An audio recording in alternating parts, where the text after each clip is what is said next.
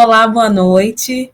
Eu sou a Thaís Ferreira, sou mulher preta, sou mãe de 4 meninos, nascida e criada na zona norte do Rio de Janeiro, mais especificamente no subúrbio, ali entre Madureira, Vaz Lobo e Irajá. Sou ativista desde cedo por conta de ter seguido a trajetória das mulheres da minha família, que sempre foram lideranças comunitárias, e fui moldada pelas urgências do território e pelas potências da coletividade.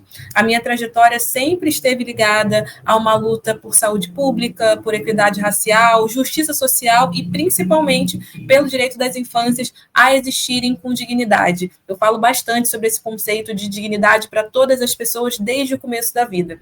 Antes mesmo de eu estar vereadora do Rio, eu já atuava como ativista na promoção do cuidado e do letramento em saúde e na defesa dos direitos das crianças, né? Muito relacionado aí a vivências das mães suburbanas, sobretudo das mães pretas do subúrbio. Como ativista comunitária e como cidadã também comprometida com a transformação social e com a democracia, eu entendi que esse tempo social da infância atravessa desde sempre a minha vida e posteriormente o meu trabalho. Então é o ponto de partida e também a minha luta, né, de chegada, meu lugar, na verdade, de chegada nessa luta por uma questão de futuro melhor, que tem que começar desde o presente. Eu sempre atuei na mobilização social, com um foco especial nesse lugar que a gente fala hoje, que é o bem-estar, né, o bem-viver, mas que a gente tinha uma leitura de que seria a saúde integral de todas as populações vulnerabilizadas, né, as maiorias minorizadas, com foco na população negra, com foco na população de pessoas com deficiência também, e na população empobrecida,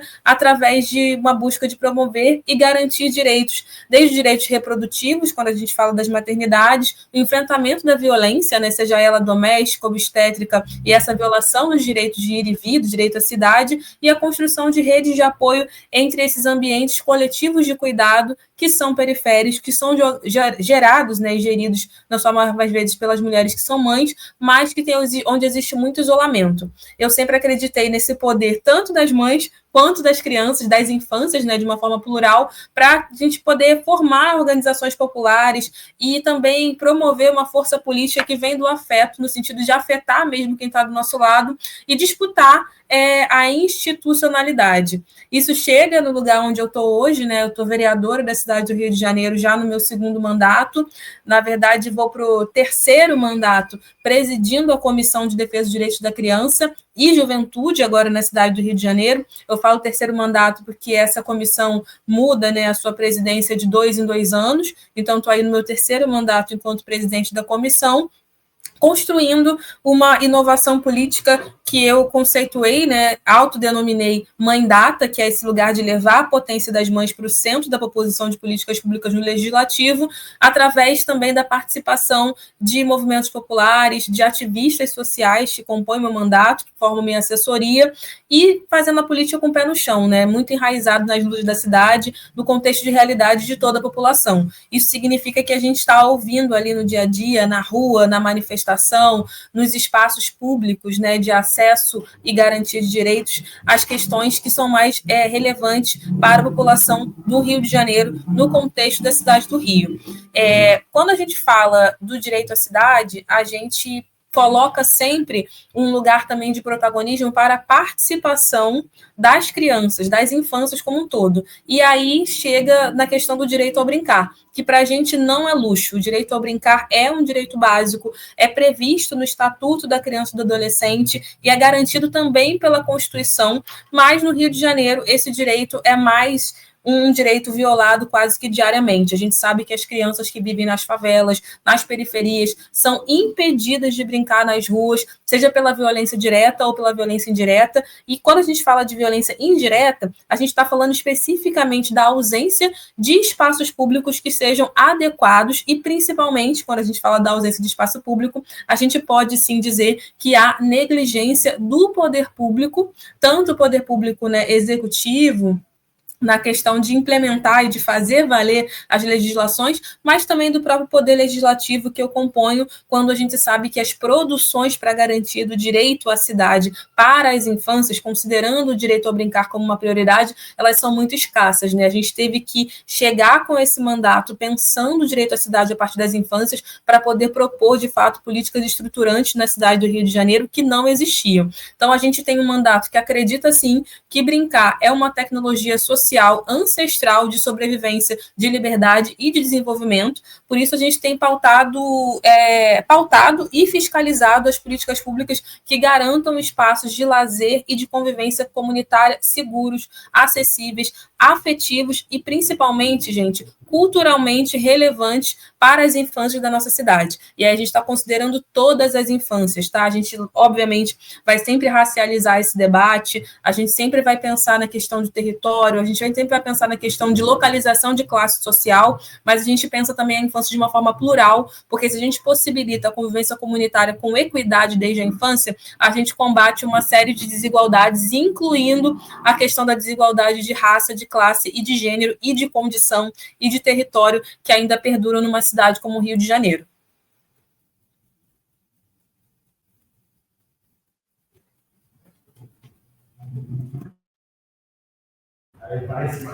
Boa noite, gente. Vou dar sequência aqui à fala da Thaís Ferreira.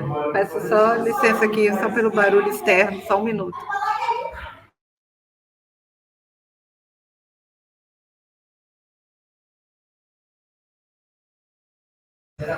Desculpa, gente, a intervenção aqui. Era uma criança falando, saindo aqui do espaço. Bom, meu nome é Emily Leandro, eu sou arquiteta e urbanista. Faço parte da equipe de assessoria parlamentar, né, da Mundata, da vereadora Thaís Ferreira, e também da comissão, né, da criança e do adolescente, que é a comissão presidida pela vereadora, que inclusive, né, enfim, tem pautado muitas questões relacionadas às infâncias no ambiente da Câmara Municipal, pensando na cidade do Rio de Janeiro. Como a vereadora Thaís, né, pontuou aqui na sua fala, a gente tem inúmeras possibilidades dentro do legislativo de atuar, né, a partir das infâncias e colocar as questões relacionadas às infâncias em pauta nas políticas urbanas, né, políticas que vão pensar a cidade. E ao longo, né, desse período de experiência, né, que eu tenho trocado junto com outros arquitetos e urbanistas também, da nossa equipe e também fora, parceiros externos, a gente conseguiu avançar em algumas políticas importantes. Uma delas foi a inserção, né, de um anexo com uma série de emendas relacionadas ao direito das crianças e adolescentes no plano diretor da cidade do Rio. Ter esse olhar voltado para as infâncias é algo que nos permite avançar mais em ter uma cidade que é pensada para todas e todos. E isso porque, muitas vezes, quando a gente fala do direito da criança e do adolescente, de circular na cidade, de caminhar, de viver a cidade, a gente precisa lidar com as questões que envolvem não só o lazer, como vai ser bastante pontuado aqui, né, durante essa apresentação, mas também envolve o acesso digno aos equipamentos públicos, a uma rede, né, de estrutura pública que é utilizada, né, pelas crianças e adolescentes e as pessoas no geral na cidade, e que precisa ter esse acesso seguro, né, esse acesso digno também para as infâncias. E no caso das cidades, grandes cidades como a cidade do Rio de Janeiro, a gente tem também a questão das desigualdades, né, de acesso. Então, uma cidade que possui favelas, possui periferias, como é a cidade do Rio de Janeiro, precisa ter uma série de um olhar muito específico para essas realidades. E isso a gente tem, né, avançado cada vez mais em dialogar sobre esse tema no espaço do legislativo, para que outros, né, parlamentares e o próprio executivo, a própria prefeitura, entenda que essa política, né, pensada a partir das infâncias precisa ser priorizada. Então, essa emenda, né, que foi feita pelo mandato, né, junto com os acúmulos obtidos da comissão, ela prevê também, especificamente, o direito ao brincar, né? O lazer, o direito aos espaços do brincar na cidade. E quando a gente vai olhar, né, de forma concreta para a realidade da cidade do Rio de Janeiro, a gente vê que isso é muito desigual. O espaço, né, da praça, enfim, que vai ser bem pontuado pelo nosso colega aqui, Naí, que vai seguir com a apresentação do relatório, o espaço ele mostra muito para a gente como está essa sociabilidade, né, das pessoas que frequentam, né, as praças, especificamente, que é esse primeiro espaço, né, social ali do entorno de uma vizinhança, e o quanto isso reflete, né, para as infâncias, né? Que criança vai poder ter acesso a esse espaço? Como ela vai circular? A gente tem outros espaços públicos também do brincar, mas a gente foca muito nas praças porque são os primeiros locais, né, de acesso dentro dessa microvizinhança, né? A escola também se torna mais um lugar, mas a praça é esse local que está ali muito próximo da casa, da moradia, e a gente vai, de novo, enfrentar as desigualdades quando a gente fala de acesso a espaços que não sequer têm praças, né? Então, são muitas camadas de desigualdades numa mesma cidade, num mesmo município, e como a gente responde no legislativo a essas demandas? Eu acho que é pensando um pouco a partir do planejamento, porque o plano diretor, né, ele é o que vai pensar o planejamento da cidade para um tempo específico, aqui nesse caso, pelo menos 10 anos, e para esse planejamento, né, incluir, né, na verdade, não só incluir, mas para que ele seja, né, considerado, nele esteja considerado também as infâncias, a gente precisa que estejam ali presentes essas necessidades. Além disso, a gente também tem a produção de PLs, né, e leis específicas, tratando também de questões relacionadas a esse direito à cidade a partir das infâncias, como é um projeto de lei, né, que foi feito também sobre caminhabilidade, né, nos acessos aos espaços públicos da cidade. A gente está falando de rua, está falando de calçada, está falando de espaços do brincar convencionais e não convencionais também, que também se tornam, né, outros espaços para brincar e circulação também de crianças e adolescentes e dos seus cuidadores, né? Como a Thaís bem falou, a gente falar de criança é falar também dos cuidadores, e por isso que quando a gente faz uma política que é prioritária para as infâncias, a gente está pensando no todo e não só, né, nas crianças e nos adolescentes e na infância no geral. Então, é um pouco esse balanço, assim, a gente tem uma série de produções legislativas que vão pensar como a gente destina recursos de forma prioritária a pensar no acesso, né, das infâncias na cidade, mas também como a gente fiscaliza como está hoje, né? Eu acho que um elemento muito importante da atuação legislativa é a fiscalização. E a gente tem, através, né, dessa incidência voltada, né, de forma muito prioritária a esse tema, oportunidades de fiscalização nos equipamentos de saúde, nos equipamentos de educação, né, que são um grande foco aí para a gente pensar em relação à política para as infâncias, mas todos os equipamentos culturais, né, e o próprio transporte também. Então, são uma série de, né, complexidades aí, mas de formas de atuação que a gente pode, enfim, faz esse percurso de circular e de se atentar por as diferentes regiões também da cidade, pensando quais são as situações ali vivenciadas, né, que a gente possa, enfim, trazer de uma forma, no formato de cobrança mesmo, para a prefeitura, para o executivo, e o impacto que isso está tendo para as infâncias, né? Quando a gente tem uma escola, não só no seu funcionamento, mas também no seu acesso,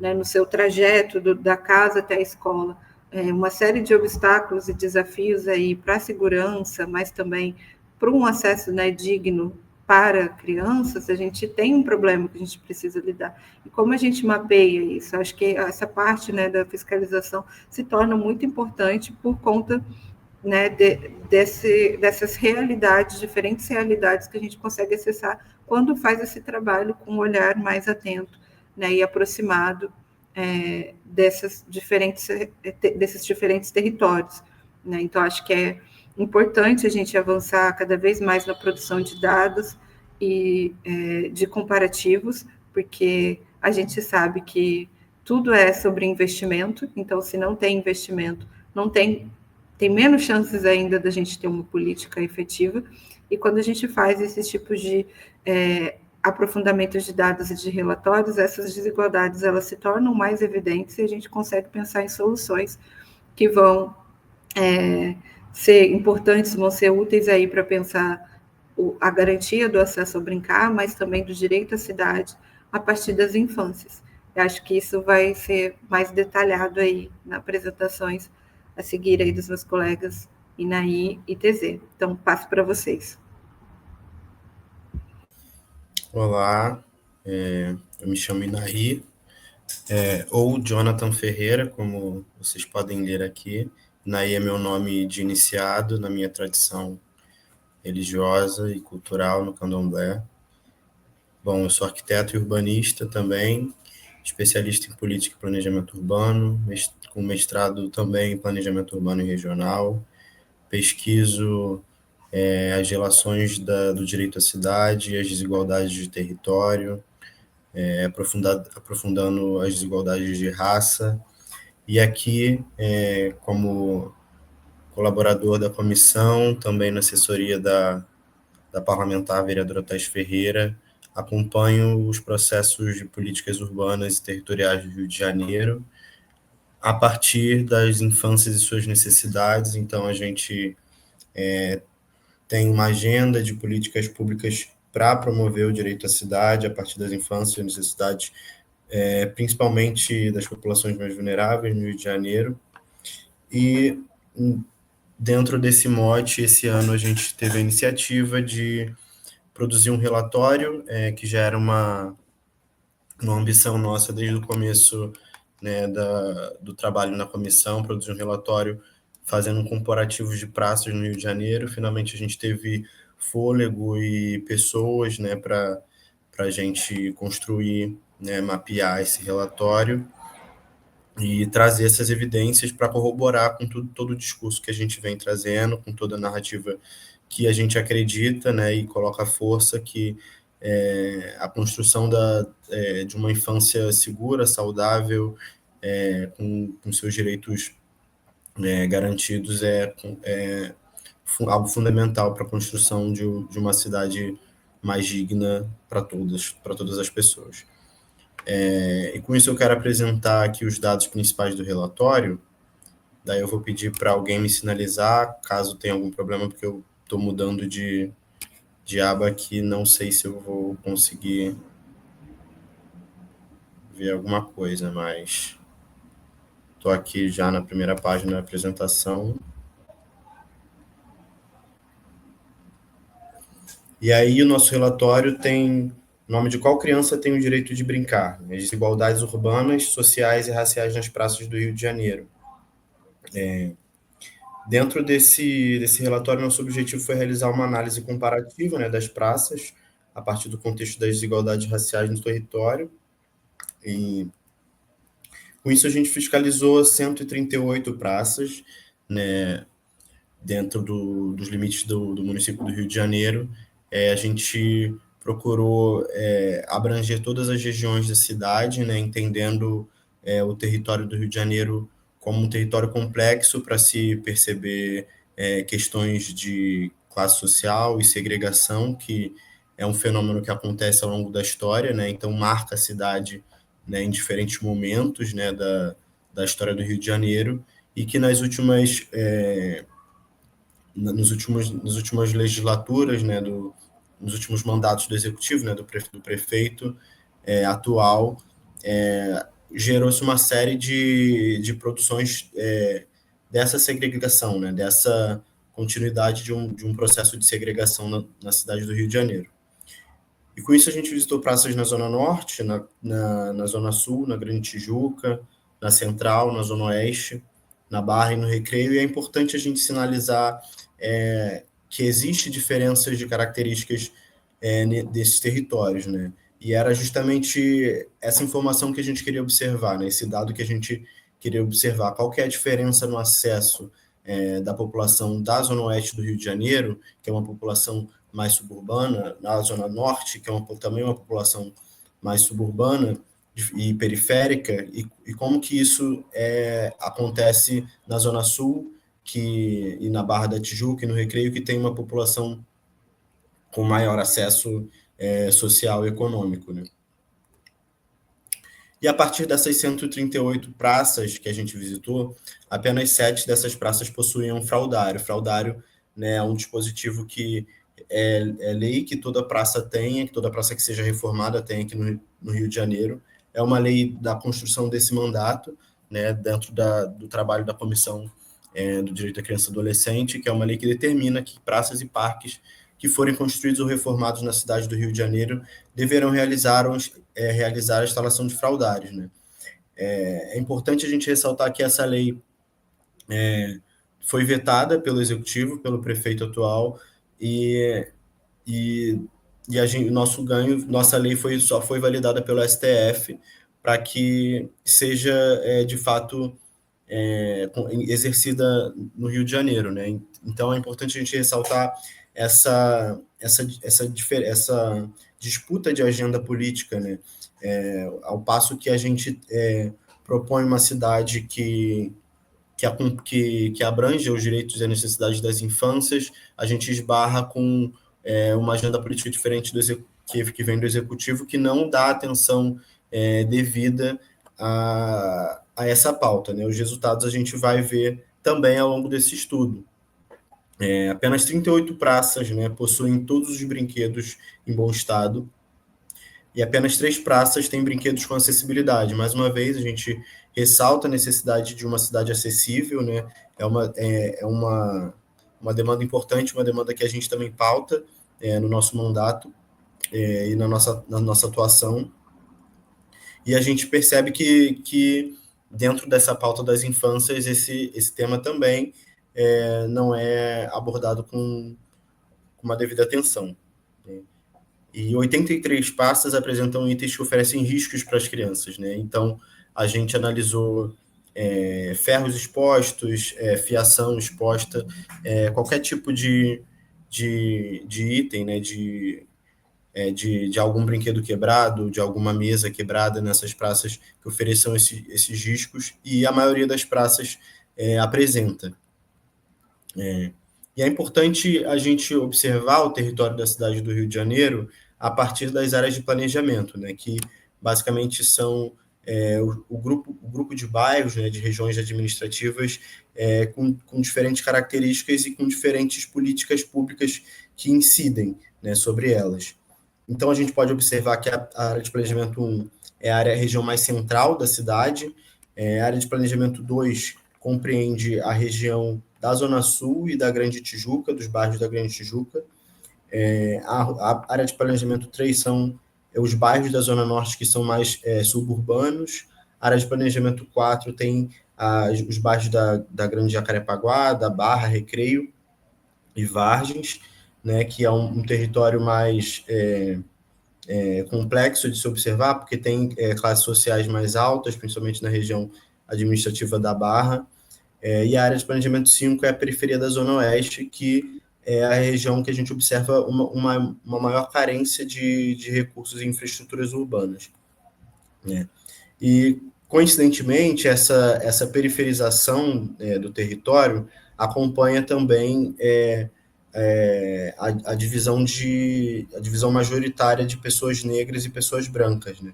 Na área de planejamento 2, a população branca é majoritária, diferente da área de planejamento 5, principalmente, que tem uma população preta e parda, né, população negra, segundo o IBGE, com maior número. E isso é importante para a gente observar que a desigualdade nos equipamentos urbanos não é só na questão classe, mas também na questão raça. A divisão administrativa e como a prefeitura trata cada zona, evidencia como o racismo estrutural se manifesta em cada território, né? Então, esse é o mapa das praças que a gente fiscalizou nesse território da cidade. A gente alcançou 68 praças na Zona Norte, 34 na Zona Oeste, na Zona Sul, 25 praças. Foi um total de 69 bairros alcançados. Na região central, a gente destrinchou todos esses dados, destacando principalmente as questões mais importantes. Na região central, a gente percebe que, apesar de ser uma região que tem uma oferta grande de equipamentos culturais, as praças também não estão, em sua maioria, em boas condições. Na Zona Norte, a gente destacou que mais de 88% das praças não possuem acessibilidade, dentro desse universo de 68 praças que a gente visitou. e apenas 20% possuem todos os brinquedos em bom estado, por exemplo. Na área de planejamento 3, né, que a gente visitou 68 praças, esse número de acessibilidade sobe para 85%, vai para 85%. Na Grande Tijuca, das 8 praças que a gente visitou, metade possuíam acessibilidade, 75 possuíam itens que apresentam risco para crianças. Na Zona Sul, quase todas possuem acessibilidade. Das 25 que a gente visitou, 23 possuíam dispositivos de acessibilidade para acessar a praça, e aí a gente não está falando ainda dos brinquedos, né, porque, como a gente apresentou anteriormente, de todas as 138 praças, apenas 3 tinham brinquedos acessíveis para crianças para crianças, brinquedos acessíveis, né, para crianças.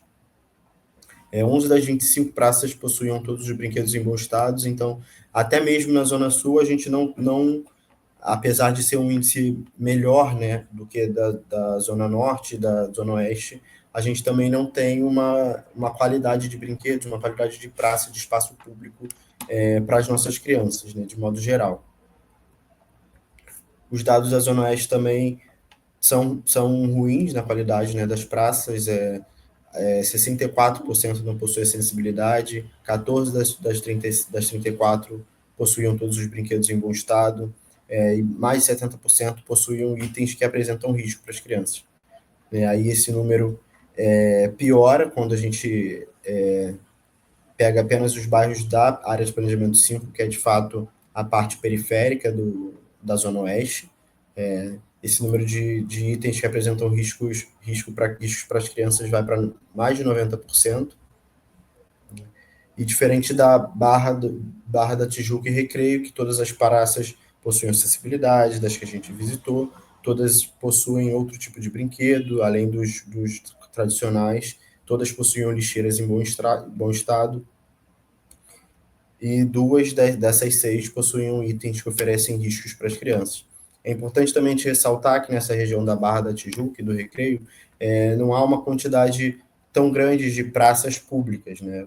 Porque é uma região que possui muitos condomínios fechados. Então, isso também é um dado, isso também mostra como que a gente tem construído uma cidade, né, que é plural, que é pública e que é segura para todas as pessoas. Então, mais uma vez, fazendo essa comparação dos índices, né? Os melhores índices de acessibilidade são na Zona Sul e na Barra e Recreio, e os piores são, de fato, na AP5, que é a periferia da Zona Oeste, e na Zona Norte, né? E na AP3, de modo geral. Melhores índices de iluminação também estão na Zona Sul, 88% com boa iluminação, e na Barra do Recreio também, assim como os piores índices estão na área de planejamento 5 e na área de planejamento 3. Os brinquedos em bom estado, né? Melhores índices são da Zona Sul e na Barra no Recreio, e os piores a AP3 e Zona Norte, né? Com brinquedos com defeito ou ausência em mais de 60% dos casos, área de planejamento 5 com a maioria dos escorregas com defeito ou ausência desse brinquedo nas praças, ou seja, melhor do que a média das regiões pobres, mas ainda com balanços e gangorras em condições ruins. Itens que oferecem riscos, né? Nessas praças, os melhores índices são na Zona Sul e na Barra e Recreio, e os piores estão na área de planejamento 5, área de planejamento 3 e Zona Norte. Possuem lixeiras, os melhores índices são na Zona Sul, Barra e Recreio, quase todas com lixeiras, e os piores índices são na área de planejamento 3, 30% com lixeiras, e na Zona Norte, de modo geral, 36%. Aqui a gente tem nossos dados, nossos contatos por e-mail, tanto da Comissão do Direito da Criança e Adolescente, quanto da nossa mãe data, Thais Ferreira, e o link para acessar o relatório de forma integral.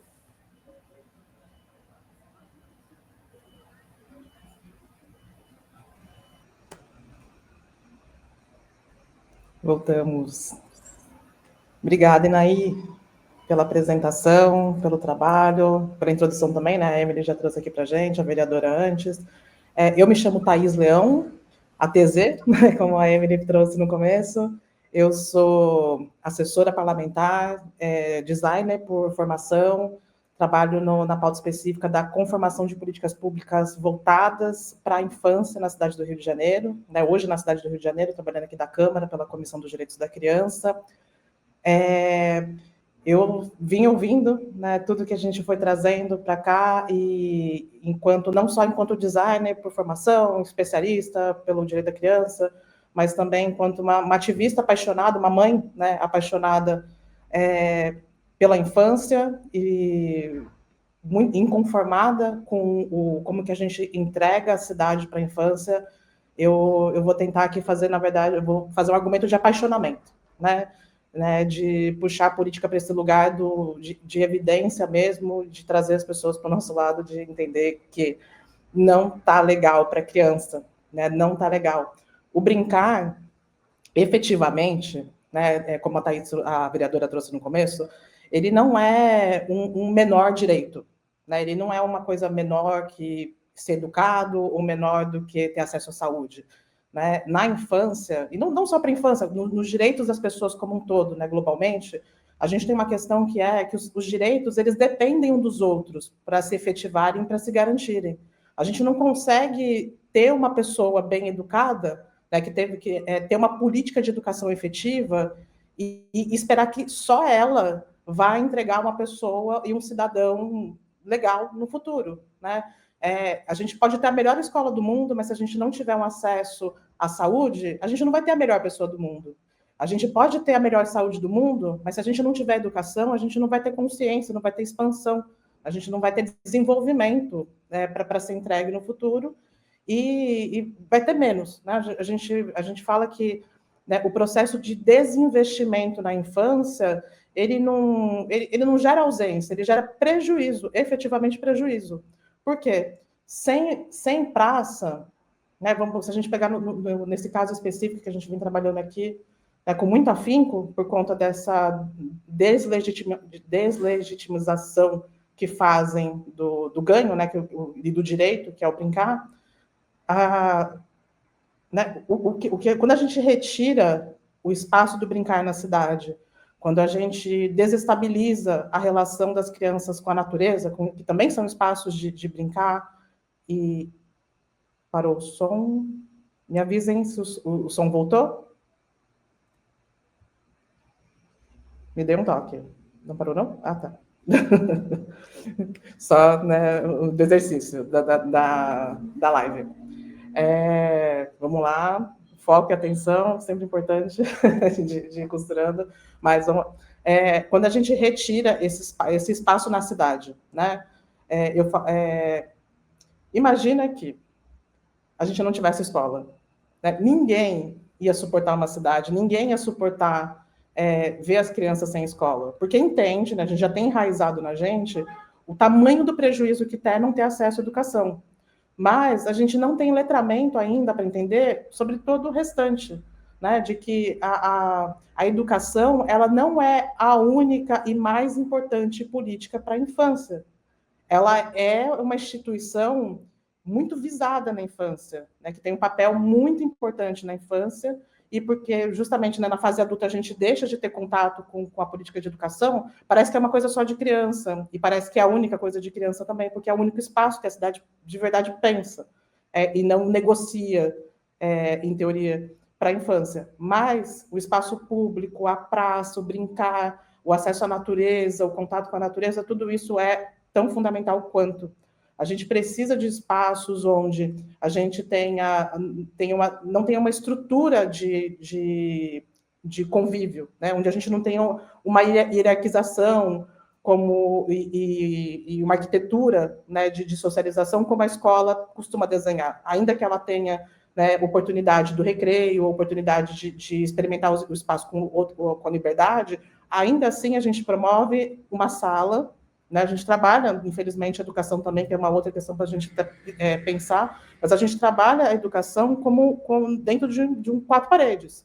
A gente tem uma sala, a gente tem uma figura hierárquica, né, que é o professor ou a professora, e a gente tem cadeiras onde as crianças sentam, ficam paradas, e que, né, o esperado hoje, e a entrega normal do que é a educação hoje, é isso, né? São 5 horas sentados de frente para uma lousa.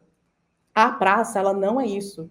ela desestabiliza, ela cria um laboratório de outra coisa. A praça, ela cria um laboratório de experiências não conformadas, de experimentação, né, de socialização diferente, de uma relação com o mundo não hierárquica, ou com outras hierarquias, né, onde a gente aprende sobre as diferenças que as idades trazem para a nossa cultura, a diferença que os territórios trazem para a nossa cultura, a gente aprende sobre os códigos que a gente vai ter de os códigos de linguagem, os códigos de conduta, os códigos morais. A gente aprende coisas que a gente não tem em casa nem na escola. Então, é mais um ambiente de absorção, é mais um ambiente de nutrição para o desenvolvimento. Então, retirar essa praça do contexto da infância, retirar o contato com a natureza do contexto da infância, é prejudicar efetivamente o desenvolvimento dela, porque a gente deixa de trabalhar competências psicossociais, físicas, né? Mesmo o livre brincar, ele tem um contexto que é terapêutico, ele tem a brincadeira, ela traz traz suporte para a saúde emocional, para a saúde mental, ela dá resiliência para a gente compreender as nossas frustrações, como que a gente vai lidar com o mundo, né? O jogo, a estrutura dos jogos e da brincadeira, elas fazem a gente entender regras de mundo, fazem a gente se comportar se compreender e comportar com limites estabelecidos.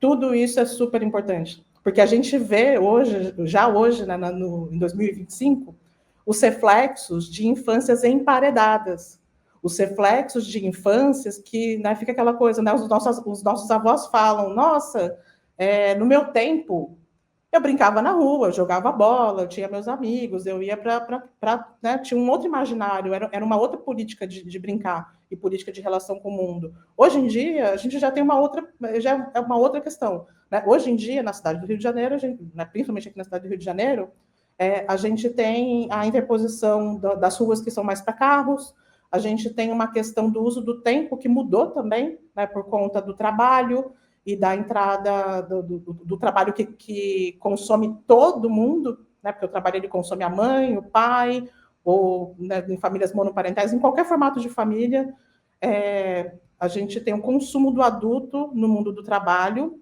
e pelo deslocamento, né, que se exige de casa até o trabalho, e a gente tem a criança num lugar cada vez mais pequenininho, né, tendo que se manter dentro de casa por falta de uma estrutura externa, ou tendo que acessar estruturas externas com o investimento privado da família, né, o meu filho não ficar em casa, a gente vai colocar na natação, a gente vai colocar no judô, vai colocar na informática, e tudo isso são iniciativas privadas, porque não tem projeto social para todo mundo, a gente não tem informática liberada para todo mundo, a gente não tem contraturno nas escolas, a gente não tem ensino integral, a gente não tem. Então, assim, todas essas são estratégias e estruturas privadas que são construídas para se produzir qualidade para a infância. E nisso tudo o Estado falta. Nisso tudo a gente vê daqui, né, que o Estado, ele nesse lugar de descuidador, essa ausência dele de investimento, ausência de presença, ausência de estrutura externa, tudo isso vai fazendo com que a infância vá mirrando, vá se diminuindo e que a gente perca tanta potência que ela pode apresentar agora, quanto o real capital que a gente poderia ter das pessoas no futuro. Né? E é cíclico, né? Esse processo de empobrecimento da vida, de desvalorização da vida, de vulnerabilização da vida, ele cria ciclos, porque hoje a gente convive, né? Nós aqui, né? Estamos aqui na faixa dos 30 aos 40 anos, a gente já vive reflexos de uma cidade. Eu sou de São Paulo, né? Eu não sou daqui do Rio de Janeiro, eu sou originalmente de São Paulo. E eu cresci na periferia de São Paulo também, num contexto de ausência. A gente usa a rua quando dá e permanece em casa sempre, porque é o que dá para hoje, é o que tem para ser feito. Então, né, dei uma volta aqui na minha cabeça, eu sou dessas. Deixa eu ver se só não...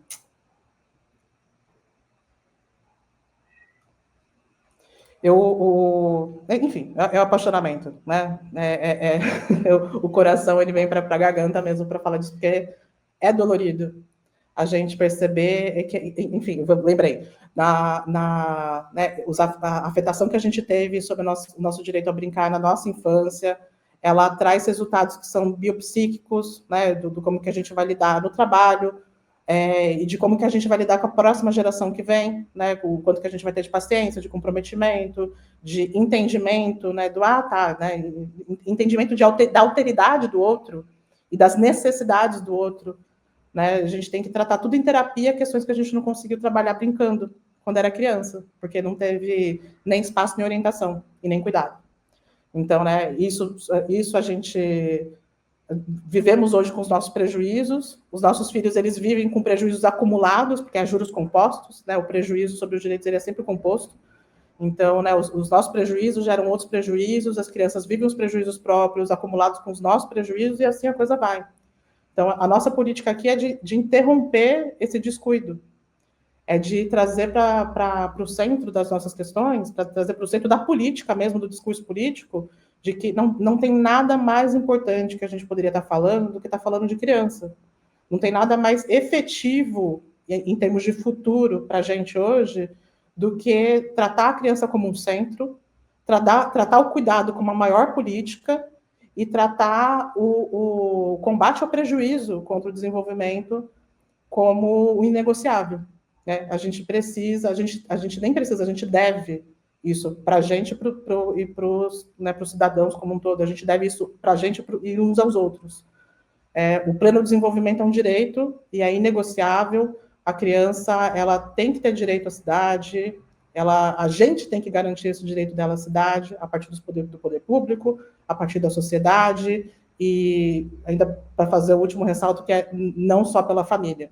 A criança, ela é um sujeito a ser defendido, assegurado por todos. A gente não pode deixar isso nos ombros das famílias, porque as famílias estão justamente vivendo a lógica da precarização da vida. Então, né, tem que ser, todas as estruturas têm que se mobilizar realmente para a gente conseguir alcançar um estado de infância, um estado de cuidado e um estado de bem viver, né? É o melhor que dá para a gente fazer hoje, né? Buscar o bem viver, evitar os prejuízos e deixar que as competências sejam trabalhadas com uma cidade que funciona para a vida, e não só para transportar a gente de um ponto para outro, para um ponto de interesse para outro ponto de interesse dos outros, né? Mas sim para que a gente possa conviver com a cidade que atende a todos os interesses da vida, e da gente, e das crianças. Passando a palavra agora.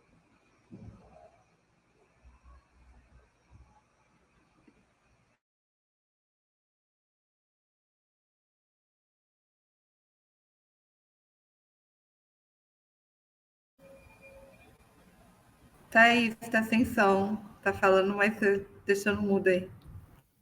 Vê se voltou.